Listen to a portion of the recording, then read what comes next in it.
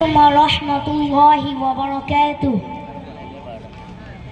لله الحمد تعالى وصل على رسوله الكريم.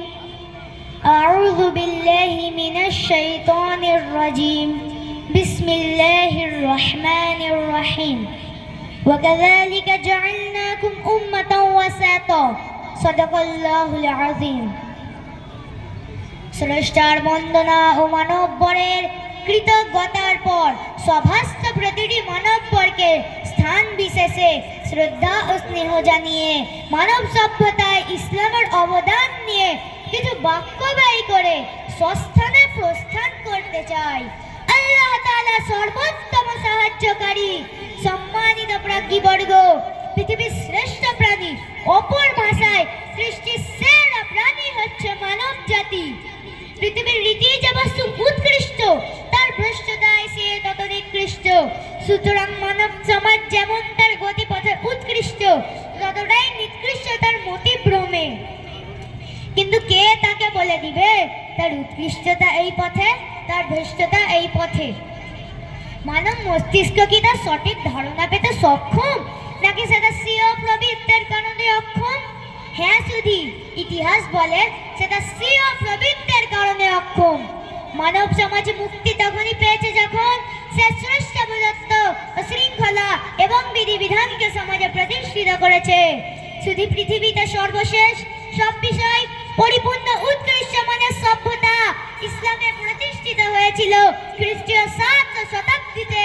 ইসলামের মাধ্যমে মানব সমাজ যখন সিয়া সত্তার থেকে নিকৃষ্টতরের সামনে প্রণিপাত করত এবং নিজেকে ছোট করে উপস্থাপন করত, তখন ইসলাম মানব জাতিকে একাত্মবাদের দীক্ষা দিল। অতঃপর মানব সমাজ থেকে মূর্খতা দূর করতে ঘোষণা করল, ইকরা বিসমি রাব্বিকাল্লাযী খলাক। অর্থাৎ পরশীয় প্রভুর নামে যিনি সৃষ্টি করেছেন। দারিদ্রতার অন্যতম কারণ সুদকে দমন করলো। ঘোষিত হলো, ইয়া আইয়ুহাল্লাযীনা আমানুত্তাকুল্লাহ ওয়া যারু মা বাকিয়া মিনার রিবা ইন কুনতুম মুমিনিন। অর্থাৎ হে ঈমানদারগণ, আল্লাহকে ভয় করো এবং সুদের যে সমস্ত বাকিয়া রয়েছে তা পরিত্যাগ করো যদি তোমরা মুমিন হয়ে থাকো। দারিদ্রতার মুক্ত সমাজ গঠনে যাকাত ব্যবস্থা চালু করলো এবং সঠিক প্রাপকের হাতে তুলে দিতে 8 প্রকার ব্যক্তিকে নির্দিষ্ট করে দিল। পুঁজিবাদকে প্রশ্রয় না দিয়ে ঘোষণা করলো, ধনৈশ্বর্য কেবল তোমাদের বিত্তশীলদের মধ্যে পুঞ্জীভূত না হয়। জাতীয় স্বাস্থ্য সংরক্ষণ ও বৈধ মানব প্রজন্ম বাঁচিয়ে রাখতে বিবাহ প্রথাকে সরল করে তাকে প্রসারিত করলো। বিকশিত হলো আন-নিকাহ মিন সুন্নতি ফামান লাম ইয়ামাল বিসুন্নতি ফালাইসা মিন্নি। অর্থাৎ বিবাহ আমার সুন্নত, যে ব্যক্তি আমার সুন্নতের উপর আমল করবে না সে আমার সুন্নত থেকে নয়। অপরদিকে সমাজ ধ্বংসকারী ব্যভিচারের মতো কুপ্রবৃত্তিকে নিষেধ করে ঘোষণা করলো, ওয়ালা তাকরাবুয যিনা ইন্নাহু কানা ফাহিশা। তেমন তাকে পুঙ্খানুপুঙ্খভাবে বন্ধ করতে ঘোষণা করলো, আয-যানিয়াতু ওয়াজ-যানি ফাজলিদু কুল্লা ওয়াহিদিন মিনহুমা মিআতু জাল্লাহ।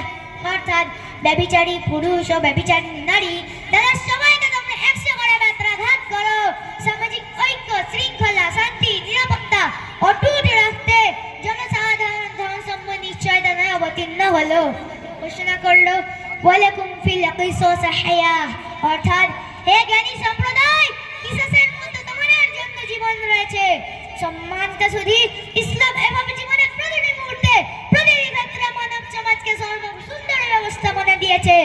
তাদের বিমোহিত হয়ে বিগত চলমান শতাব্দীর বিশ্ববিখ্যাত প্রাজ্ঞীরা নির্দ্বিধায় ইসলামের জয়গান গেয়েছেন, গেয়ে যাচ্ছেন এবং অবিরত গাইতেই থাকবেন।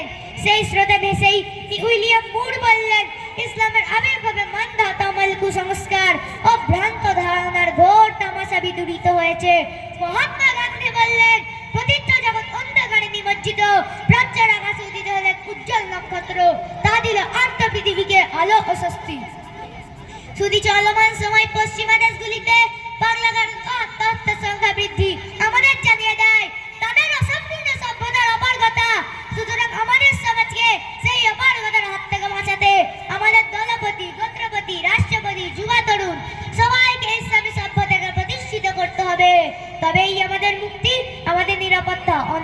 উচ্ছন্নতা ওয়া আখিরু দাওয়ানা আনিল হামদুলিল্লাহি রাব্বিল আলামিন। আসসালামু আলাইকুম ওয়া রাহমাতুল্লাহি ওয়া বারাকাতুহু। প্রতিযোগী ছিল B222 হাওড়া জেলার 59 জনের। এরপরে আসছে প্রতিযোগী 211 উলবেড়িয়া হাওড়া উলবেড়িয়া জনের।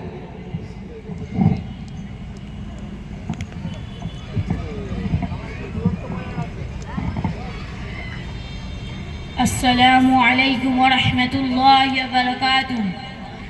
الحمد لله نحمده ونصلي على رسوله الكريم، أما بعد. أعوذ بالله من الشيطان الرجيم، بسم الله الرحمن الرحيم. وقال الله تعالى رضي الله عنهم ورضوا عنه. وقال رسول الله صلى الله عليه وسلم أصحابي كالنجوم فبأيهم اهتديتم. যাবতীয় উপাসনা আরাধনা সমুদয় প্রশংসা সেই বিশ্ব নিয়ন্তার প্রতি নিবেদিত হোক, তিনি মহিয়ান গরিয়ান ও সর্বশক্তিমান, অনন্ত অসীম দয়ালু ও কৃপাবান, সমস্ত পৃথিবী যার করে গুণগান, ভক্তি ও ভালোবাসার সহিত করি তার প্রশংসা। সকলে বলি আলহামদুলিল্লাহ। তারপর শতকোটি দরুদ সালাম বর্ষিত হোক সেই মহামানবের প্রতি, তিনি আগমন করেছিলেন বিশ্ববাসীর করুণা হয়ে ভ্রান্ত প্রতীকের পথে দিশায় রূপে, যার উপাধি ছিল আল আমিন, সাদিক, আমানদার, সত্যবাদী। যিনি মানব জাতিকে অজ্ঞতার অন্ধকার থেকে জ্ঞানের আলো দেখিয়ে বিশ্ববাসীকে আদেশ দেন তলাবুল ইলমি ফারিজাতুন আলা কুল্লি মুসলিমিন। সেই নবীর শানে বলি দরুদ ও সালাম। আজকে আমার বক্তব্যের মূল বিষয় হলো ইসলামী সভ্যতা। আল্লাহ রাব্বুল আলামিন যদি আমাকে তৌফিক দান করেন তাহলে আমি এই বিষয় নিয়ে কিঞ্চিত পরিমাণ আলোকপাত করব ইনশাআল্লাহ। প্রিয় বন্ধুরা আমার, সর্বপ্রথম আমরা জেনে নিই ইসলামী সভ্যতা কি এবং তা আমাদের কি উপহার দেয়। ইসলামী নিয়ম নীতি অনুযায়ী জীবন পরিচালনা করার নামই হলো ইসলামী সভ্যতা। ইসলামী সভ্যতার উৎসমূল হলো পবিত্র কোরআন, আর দ্বিতীয় উৎস হলো রাসূলুল্লাহ সাল্লাল্লাহু আলাইহি ওয়াসাল্লামের সিরাহ ও সুন্নাহ। যখন সারা দুনিয়া জুড়ে ছিল অন্যায়, অবিচার, জুলুম, নির্যাতন, হানাহানি, মারামারি, হত্যা, খুন সর্বদাই লেগে থাকতো, এমনকি তারা নিজ সন্তানকে জীবন্ত দাফন করে ফেলতো। তারা নিঃসৎ মাতাকে তাদের বিবি বানিয়ে নিত। তাদের জিনা ব্যভিচার ছিল নিত্যদিনের অভ্যাস। এমন সময় আল্লাহ রাব্বুল আলামিন কোরআনে পাকে বর্ণনা করেছেন, তোমরা সবাই অগ্নিকণ্ঠের খুব নিকটবর্তী ছিলেন, সেখান থেকে তোমাদের উদ্ধার করা হয়েছে। সভ্যতা এবং মানবতার এমন নাজুক অবস্থায় অসভ্য জাতিকে সভ্য জাতিতে পরিণত করার জন্য আরব মরুতত্ত্বের বুকে সাইয়্যিদুল মুরসালিন খাতামুন নবিয়্যিন রাহমাতুল লিল আলামিন হযরত মুহাম্মদ সাল্লাল্লাহু আলাইহি ওয়াসাল্লাম আগমন করেছেন। সেই জাহিলিয়াতের যুগে যারা তাকে ভালোবেসে ধন্য হয়েছেন তারাই একমাত্র ইসলামী সুশীতল ছায়াতে অবস্থান করেছেন। তারাই হলেন সেই সোনালী যুগের মানব যাদের সম্পর্কে স্বয়ং আল্লাহ রাসূল বলেছেন, আসহাবি কান-নুজুম ফাবিআইহিম ইহতাদাইতুম।